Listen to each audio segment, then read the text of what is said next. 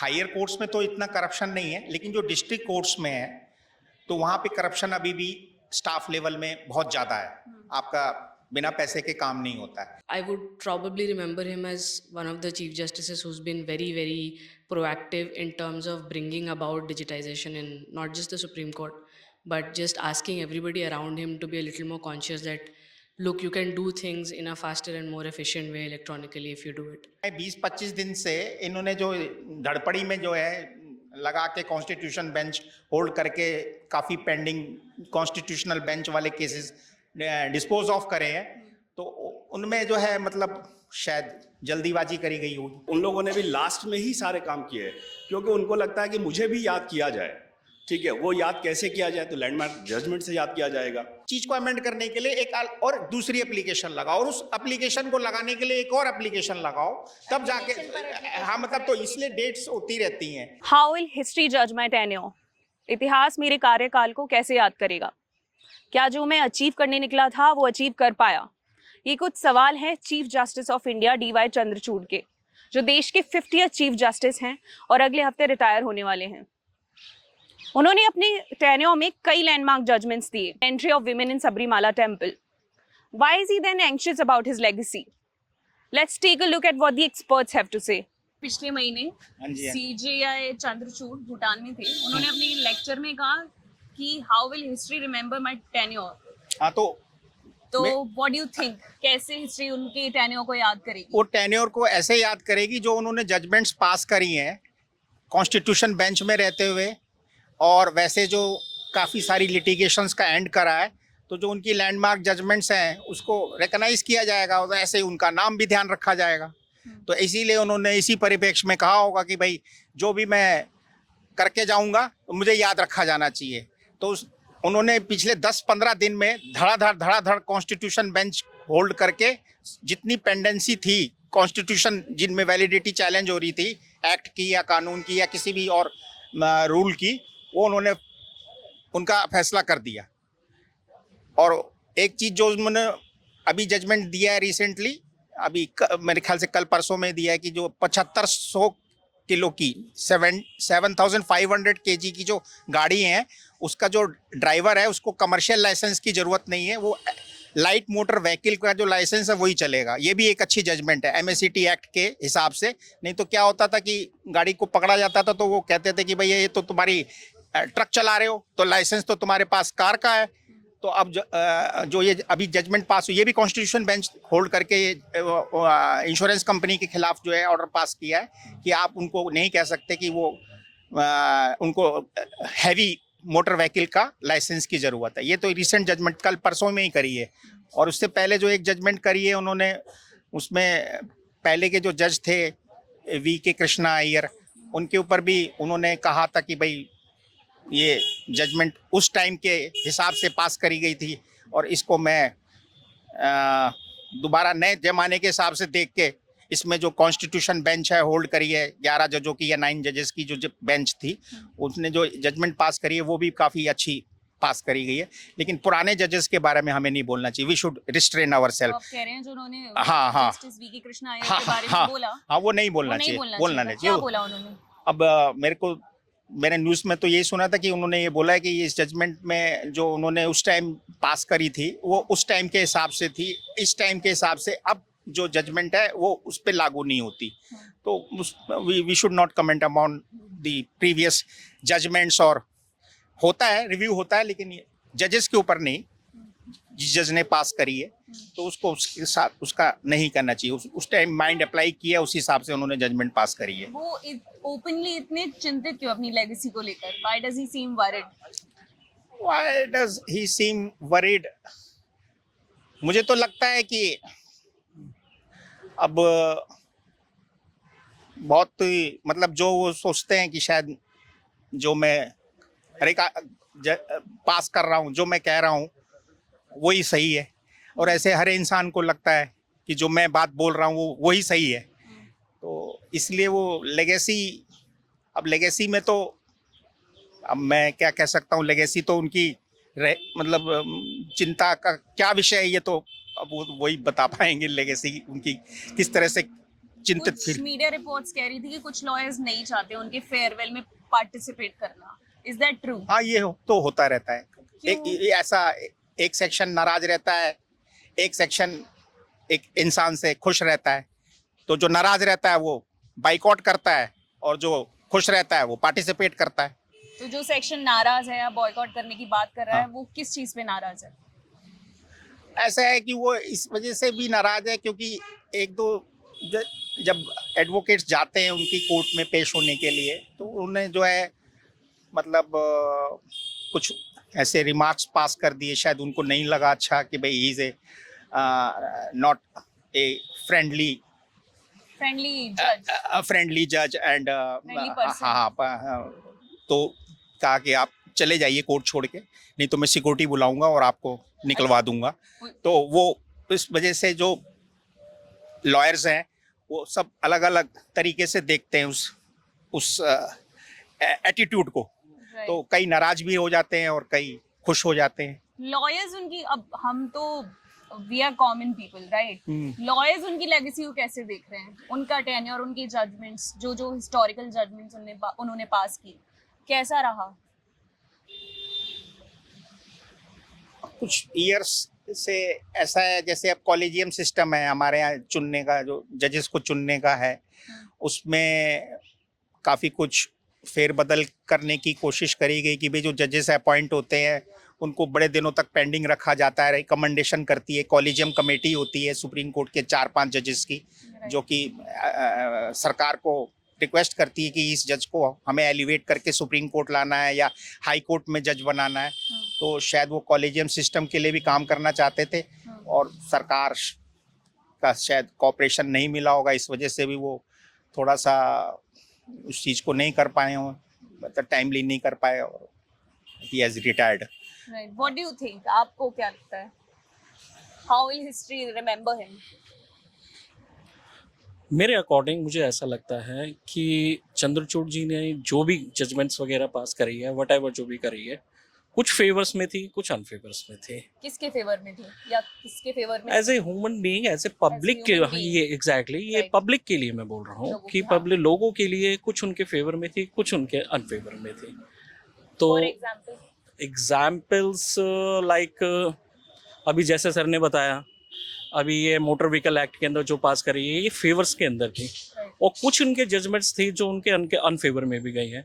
Exactly मुझे remember नहीं है, सो इसके लिए तो मैं इतना ही बोलना चाहूँगा। स्ट्रिक्ट जज रहे, स्ट्रिक्ट रहे वो, हाँ. मतलब ऐसा प्रतीत होता रहा कि भाई ही is very much strict and against the government also, he is not a pro government जज।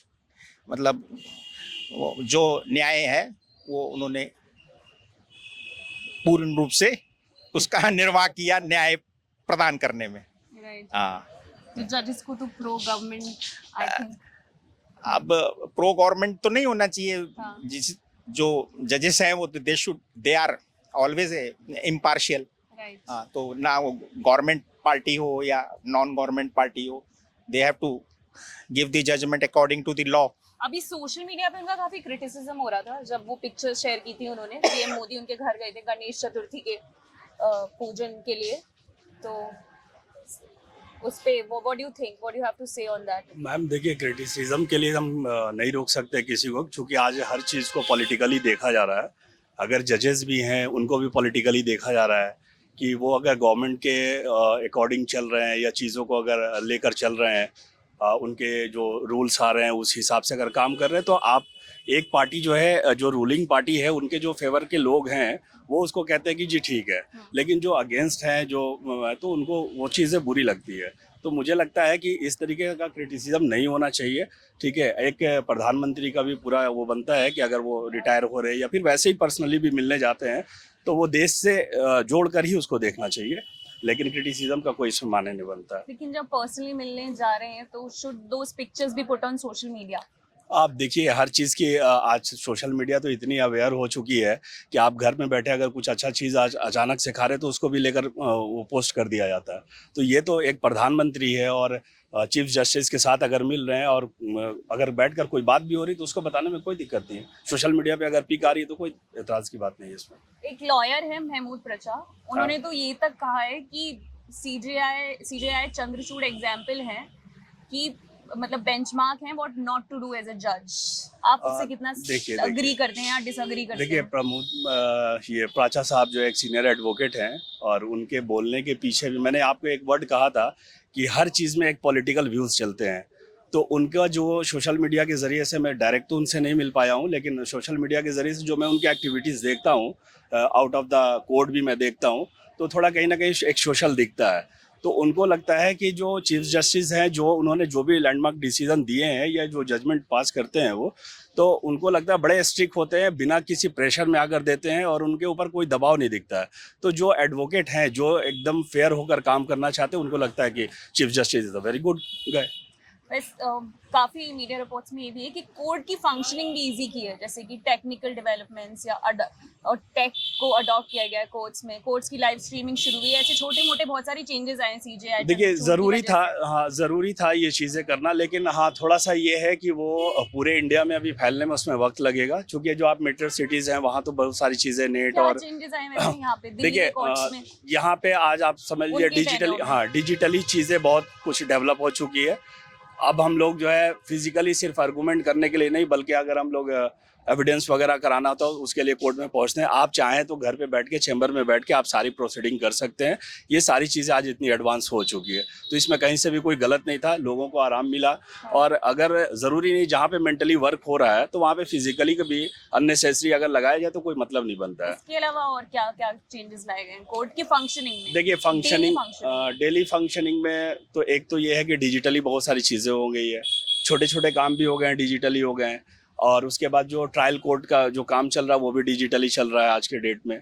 तो सिर्फ एविडेंस वगैरह रह गए हैं जिसके लिए प्रॉपर आपको फिजिकली वहाँ पे अटेंड करने होते हैं। और बाकी 138 के केस तो आप घर पे बैठ के पूरे फाइनल जजमेंट तक बैठ सकते हैं। 138 ये चेक बाउंसिंग का केस, तो कुछ सेलेक्टिव केसेस ऐसे हैं जिनके लिए आप चेंबर में बैठ के आप सारे काम कर सकते हैं। अच्छा, हाँ, ओके जी।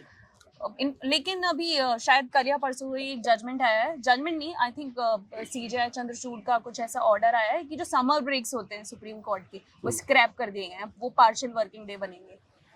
देखिए अगर ये ऐसा है और उन्होंने किया भी है तो आप इसको पॉजिटिव लें, ठीक है। पॉजिटिव इसलिए लें कि जो एक लॉन्ग पीरियड जो लोग रेस्ट में चले जाते हैं तो एटलीस्ट कम से कम फिर लोग जब महीने 2 महीने के बाद वापस आते हैं तो उनके काम में भी थोड़ा सा एक वीकनेस आ जाती है।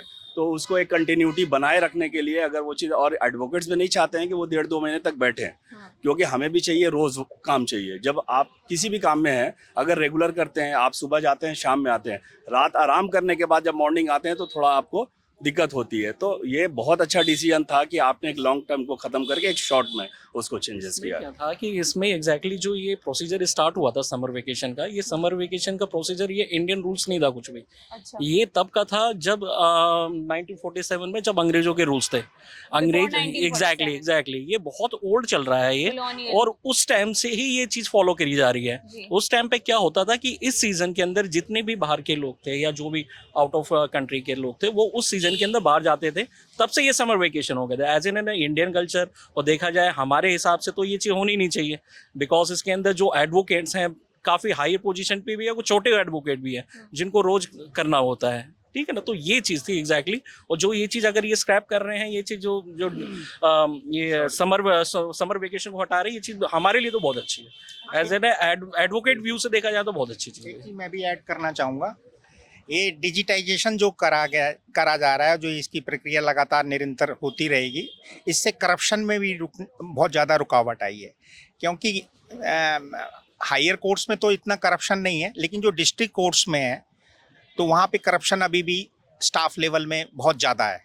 आपका बिना पैसे के काम नहीं होता है। डिजिटाइजेशन होने से इस पे थोड़ी सी लगाम लगी है, एरेडिकेट तो नहीं हुआ है, तो इसमें हेल्प मिली है। और मेरे ख्याल से इस तरफ जो है, ये जो चीफ जस्टिस हमारे रिटायर हुए हैं DY चंद्रचूड़, इनका ध्यान नहीं गया, क्योंकि इनके पूरे टेन्योर पे इस चीज़ पे मैंने कभी उनका स्पीच नहीं सुनी कि करप्शन पे की जो नीचे की जिला न्यायालय हैं, छोटी कोर्ट्स हैं, उसमें जो है मतलब बिना पैसे के काम हो, ऐसा माल प्रैक्टिसेस बंद हो जाए, इस तरफ मैंने इनका देखा नहीं। तो शायद डिजिटाइजेशन से इस चीज पे कंट्रोल हो, लेकिन पूरी तरह से कंट्रोल होगा वो भी मुश्किल है। तो फिर उनका ध्यान किस पर था, किन किन चीजों वो पर? ध्यान इन्हीं जजमेंट्स पे और अपने जो और ब्रेथ जो क्या बोलते हैं डे टू डे जो लीगल मैटर्स लगे रहते हैं उनको डिस्पोजल करने के लिए लगा रहा। इस हफ्ते भी मैंने पढ़ा कि कई सारे बड़े जजमेंट्स, हाँ बड़े जजमेंट्स, हाँ ये जो इन्होंने लास्ट में जो अभी मेरे ख्याल से जो है महीना 20-25 दिन से इन्होंने जो धड़पड़ी में जो है लगा के कॉन्स्टिट्यूशन बेंच होल्ड करके काफी पेंडिंग कॉन्स्टिट्यूशनल बेंच वाले केसेस डिस्पोज ऑफ करे हैं, तो उनमें जो है मतलब शायद जल्दीबाजी करी गई होगी। हाँ, आप एक्चुअली आपने कई बार कहा है कि वो धड़ाधड़ हाँ क्या, हाँ मतलब एक दिन के बाद, हाँ और ओके केसेस निकाल रहे तो आप कह हैं, रहे हैं तो वो अच्छी चीज़ नहीं? ये अच्छी चीज नहीं है। क्यों? ये मतलब क्योंकि वो रियली मैटर करता है वो, क्योंकि वो लास्ट रिजॉर्ट है और वो एक कॉन्स्टिट्यूशन के ऊपर अपना ओपिनियन दे रहे हैं जजेस अपनी जजमेंट के थ्रू, तो that should be very carefully. हाँ मैं ये कह रहा हूँ जो जैसा सर बता रहे हैं कि बड़ा धड़ाधड़ चीज़ों को ये पहली बार हमने नहीं देखा है। जब भी चीफ जस्टिस रिटायर होते हैं उसके ठीक 1 महीने 1.5 महीने पहले वो अपने पिछले जितने भी काम होते हैं, अगर वो 2 साल से 3 साल से वहाँ पे बैठे हुए हैं, वो सारे काम को लगता है कि 1-1.5 महीने में कर देते हैं। ये फर्स्ट टाइम नहीं हुआ, इससे पहले भी जो भी चीफ जस्टिस रहे हैं तो उन लोगों ने भी लास्ट में ही सारे काम किए, क्योंकि उनको लगता है कि मुझे भी याद किया जाए। ठीक है, वो याद कैसे किया जाए, तो लैंडमार्क जजमेंट से याद किया जाएगा। ठीक है, चीफ जस्टिस तो आते ही रहे हैं, कोई ना कोई इसके बाद भी कोई चीफ जस्टिस बैठेंगे, तो ये फर्स्ट टाइम ऐसा देखने को नहीं मिल रहा है कि लास्ट के 1-1.5 महीने के अंदर में ढेर सारे मतलब जजमेंट सामने आ गए, लैंडमार्क जजमेंट आ गए, ऐसा पहली बार नहीं हुआ। तो इसमें बहुत ऑब्जेक्शन वाली बात नहीं है, ये मुझे लगता है एक सिस्टम में ये चल रहा है। हमने लास्ट पिछले जो है 10-12 लोगों को ऐसे देखा है चीफ जस्टिस को, जो अपने पूरे टेन्योर को छोड़ दीजिए तो लास्ट के 1-1.5 महीने के अंदर में ही उनकी वाहवाही होनी चालू हो जाती है। एक और चीज है, हमेशा से शिकायत रहती है कि इंडियन कोर्ट्स में केसेस का भयंकर बैकलॉग है।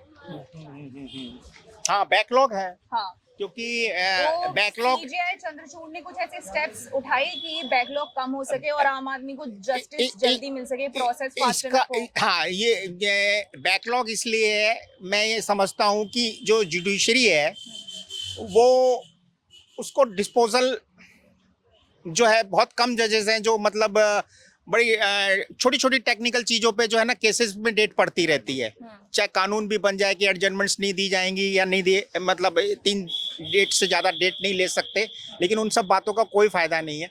जो जज बैठे हैं, जो प्रिसाइडिंग ऑफिसर हैं, वो ही बैकलॉग को ख़त्म करने के सबसे बड़े इंस्ट्रूमेंट हो सकते हैं, जो कि नहीं है। अभी भी जो जजेस हैं छोटी छोटी चीज़ें हैं उसमें बड़े मतलब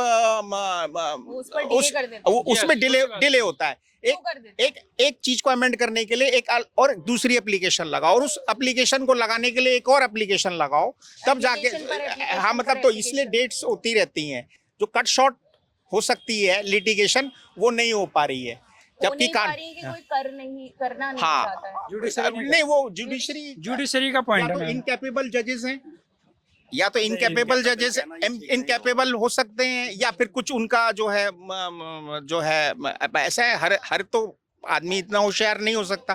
तो इस वजह से जो है ना जो उसकी quality of dispensing of justice है जो जजेस को डिलीवर करनी चाहिए वो बहुत उम्दा क्वालिटी की होनी चाहिए, तो तभी उसी से डिस्पोजल होगा। तभी कह रहे जजेस भी रिस्पॉन्सिबल है। हाँ वही रिस्पॉन्सिबल है, छोटी छोटी टेक्निकल चीजों जी पर मैम, वो ये जुडिशरी पे मैं पॉइंट आता हूँ मैडम, कोई भी केस स्टार्ट होता है तो सारी प्रोसीडिंग जज को पता है, वकील को पता है, भाई जज जानबूझ के उस केस को डिले करना चाहता है, जानबूझ के, क्योंकि जजेस को इससे क्या मिलेगा? जज को कुछ नहीं मिला था, उनको अपनी बस टाइमिंग का फिक्स है, 10 बजे से ले 4 बजे तक जल्दी प्रोसीडिंग खत्म करना है बस, और अपनी बस अगर जज चाहें तो जल्दी से केस डिस्पोज हो सकते हैं, जल्दी से पब्लिक को न्याय भी मिल सकता है।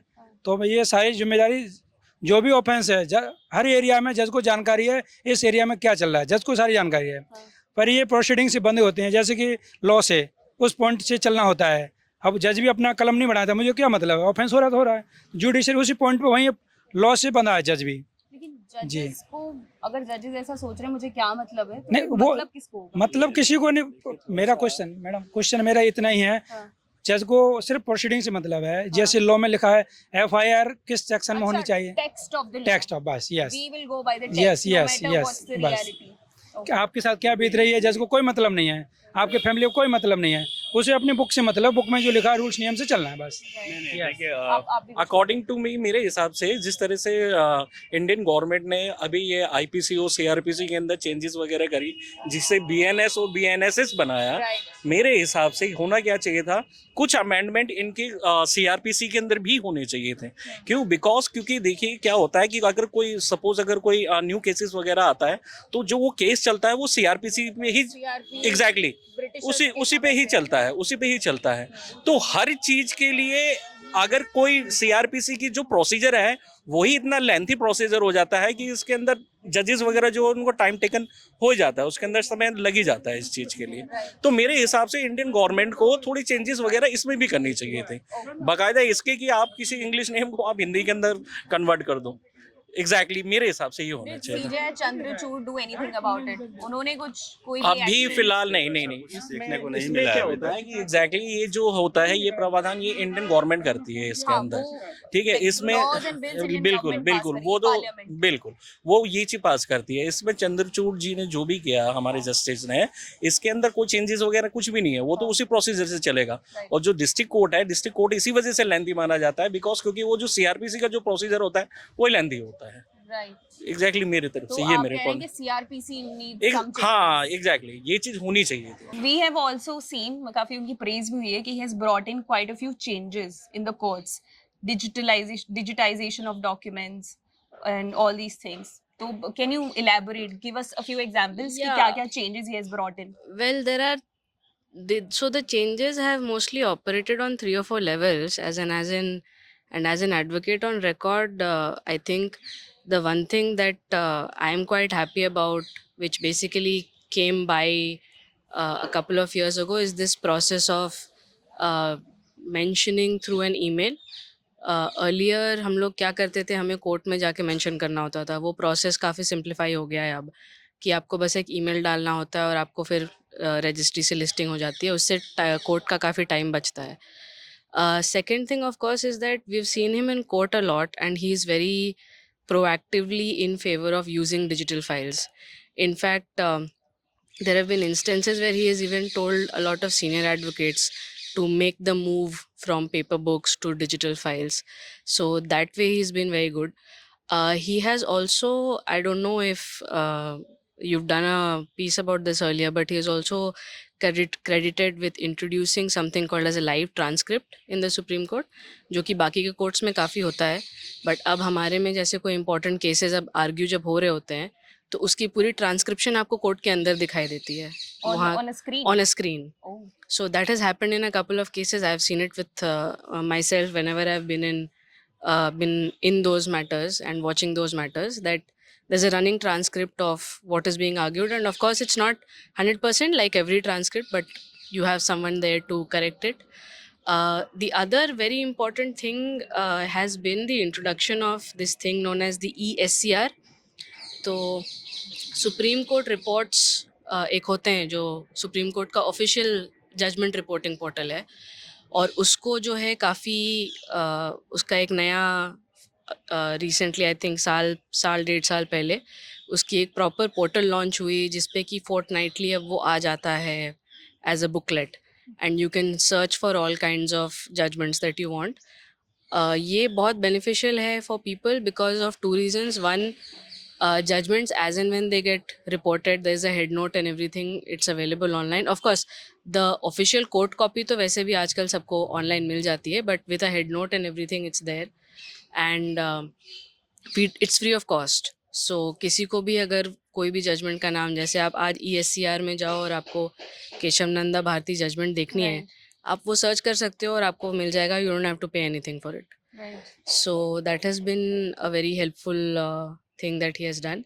And just in general, I feel that the attempt from him has always been to be a lot more approachable to the demands of in terms of digitization, or if there are any issues that people are facing with respect to these mentionings and all of that. So as AOAs, that has been a very helpful thing for us, because it cuts down our time also a lot. um, and of course there are these little things on making the move gradually from legal to A4, so that now documents are not required to be printed on a particular size of paper, double-sided printing of papers. So in terms of, I would say, I would probably remember him as one of the chief justices who's been very, very proactive in terms of bringing about digitization in not just the Supreme Court, but just asking everybody around him to be a little more conscious that, look, you can do things in a faster and more efficient way electronically if you do it. Right.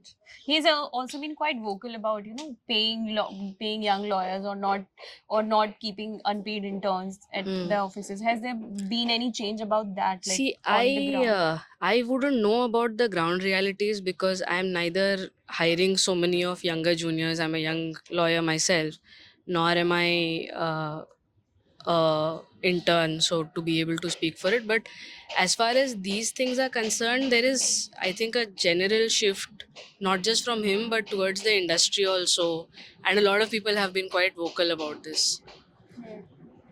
So there's, when it comes to judiciary, हमेशा ये complaint रहती है कि cases का backlog रहता है हमेशा.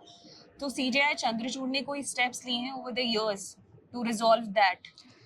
See, you're asking a very, very difficult question to answer, because backlog of cases really doesn't depend on one chief justice coming in and just, ऐसा नहीं होता है कि एक chief justice आए और आपकी जितनी pendency थी वो चली जाती है. It's a very systemic problem.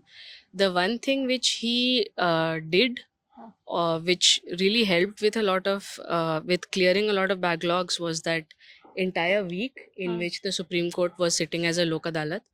तो उससे आई एम टोल्ड कि काफ़ी सारे केसेस जो उस वक्त लिस्ट हुए थे, जो पुराने केसेस होते थे, जिनका उनको मीडिएशन के थ्रू या लोक अदालत प्रोसेस से उन्होंने काफ़ी कुछ डिस्पोज हुए थे उस वीक में. तो एक पूरा हफ्ता था सुप्रीम कोर्ट का, where benches were sitting as Lok Adalats. That I think was a very, very good initiative. Former Prime Minister Manmohan Singh ने कहा था, history will be kinder to him. Whether history will be kinder to CJI Chandrachud or not, only time will decide. The same way you cannot judge a book by its cover, you also cannot say much about the long-term consequences of the judgments passed by a CJI. आज के इस episode में इतना ही. My name is Sadhna Yadav. Thank you so much for watching the Mojo Story.